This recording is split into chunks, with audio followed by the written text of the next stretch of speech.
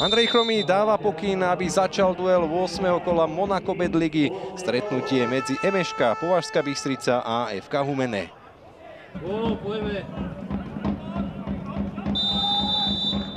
Janošík, jeho center o mnoho lepšie ako ten predchádzajúci. Najvyššie sa tam do vzduchu zavesil Slavomír Pagáč, ale jeho hlavičkové zakončenie neohrozilo tohto muža Miloslava Brejdu.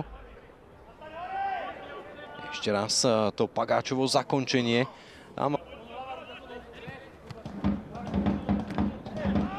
Opäť tvrdšie súboje. Vyšiel z nich víťazne Sloboda. Tancík nie je v postavení mimo hry a obrovské zaváhanie. Teraz predviedol Brejda. Domáci v 11. minúte idú do vedenia po fatálnom zlyhaní Miloslava Brejdu.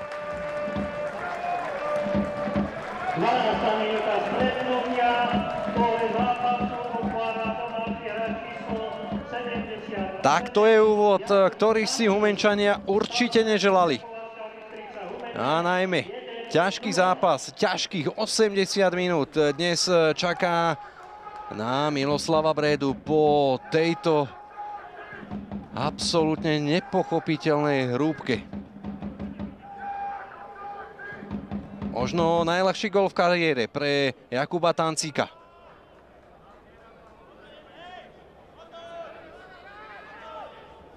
No uvidíme, čo tento gól spraví s ďalšími minútami. V 15. minúte vyhráva gólom Jakuba Tancíka, ktorý využil veľké zaváhanie Miloslava Brejdu, ale teraz Okunola môže vyrovnať. Prvý strelecký pokus na Hodála, ale našťastie domáceho tímu smeroval presne do stredu brány, kde Radovan Hodál bol pripravený. Videli sme tam aj tú reakciu Igora Komiatého, ktorý trošku dostatok pred oboma celkami, s tým skôr sa ešte môže poriadne hýbať. A hýbať sa môže aj v 39. minúte. Janošík zakončuje ľavačkou, ale lopta tesne míňa ľavú žreď Brejdovej svätyne. Spomínaný Sidacov, no a na hrote humenského útoku Erik Streňo. Druhá 45 minútovka nám začala, výkop mali domáci. Podľahli zvolenú Vionu Zlaté Moravce 0-1, no aj na pôde Petržalky podľahli 1-2, ale teraz sa musia mať na pozore. Je to obrovská príležitosť pre domácich. Praženka zakončuje a chytá Brejda, ale následný pokus Čuríka zapadol k jeho pravej žrdi. V 49. minúte domáci odskakujú na rozdiel 2 gólov.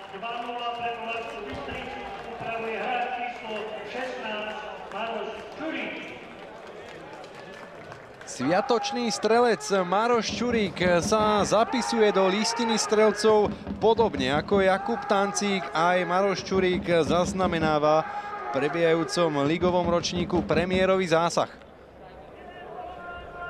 Nemusel sa k nemu dopracovať, ak by Praženka premenil svoju príležitosť, no ale to napokon Ľuboša Praženku vôbec nemusí mrzieť, pretože Čurík jeho prácu dokonal. Nevyzeralo to na nejakú prudkú strelu, ale tá bola umiestnená náramne. Brejda bol len v roli štatistu. Spätná prihrávka Lukčovi, ten vrátil Sidadovi Sovovi. Streňo napriahol. Pekný pokus Erika Streňa. Komiaty. Snažil sa prestrčiť na Maťaša. Kucharčík vyskočil najvyššie, loptu posiela mimo pokutového územia. Ešte Zlacký, jeho snaha o center. Lopte sa dostal Horvát, ktorý predĺžil na Sova a ten v 60. minúte spálil tutovku, ktorou mohol korigovať výsledok na 2-1.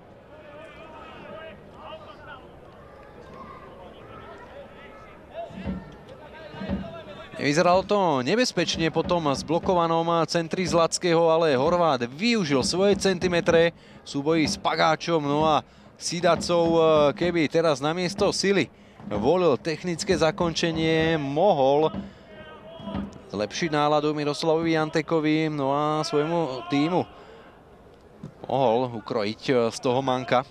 Ten posúva Okunolovi. Teraz sa Erik Streňo pohral s Jakubíkom, jeho prízemná prihrávka do pokutového územia. Teraz to ale Boris neurobil dobre a Erik Streňo si chce zaspomínať na minulý rok, Erik Streňo tentokrát, ale Radovana Hodála neprekonal. No tak to by bola veľmi zaujímavá situácia, ak by sa v druhom zápase po sebe Erikovi Streňovi podarilo niečo podobné ako v jarnej časti minulej sezóny, keď nachytal na hruškách vtedy golmana Teplana. Tentokrát si Radovan Hodál dal pozor.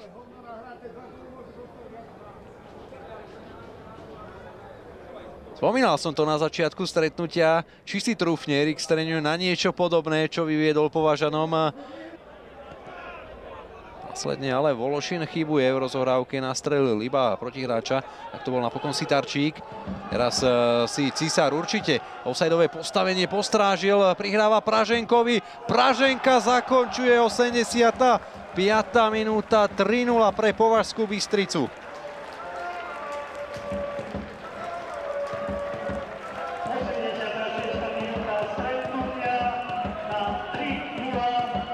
Tak striedajúci žolník Adam Cisár pri tomto góle Ľuboša Praženku si pripisuje na svoje konto asistenciu po návrate Ľuboša Praženku z Trenčína do Považskej Bystrice na opätovné hosťovanie. Druhý presný zásah pre tohto šikovného ofenzívneho hráča.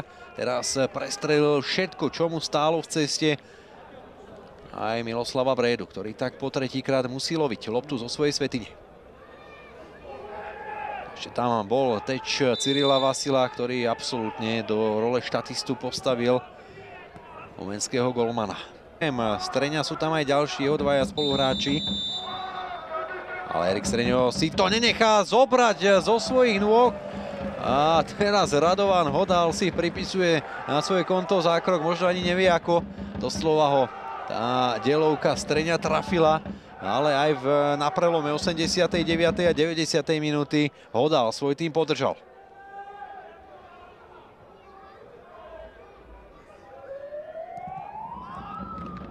Streňov rohový kop na prednú žrť, ešte sú tam zmetky pred Radovanom Hodálom, ale Vasil posiela loptu smerom dopredu. Sov už je na hranici pokutového územia. Javka dozadu, Sitarčík a je z toho gól, to je neuveriteľné. Opäť výsledok 3-1 pre Považskú Bystricu. Tejto sezóne v samom závere predviedol, že má vo svojej pravačke poriadny dynamit František Sitarčík.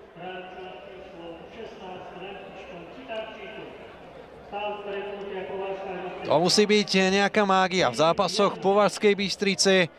8. kolo, 7. výsledok 3-1.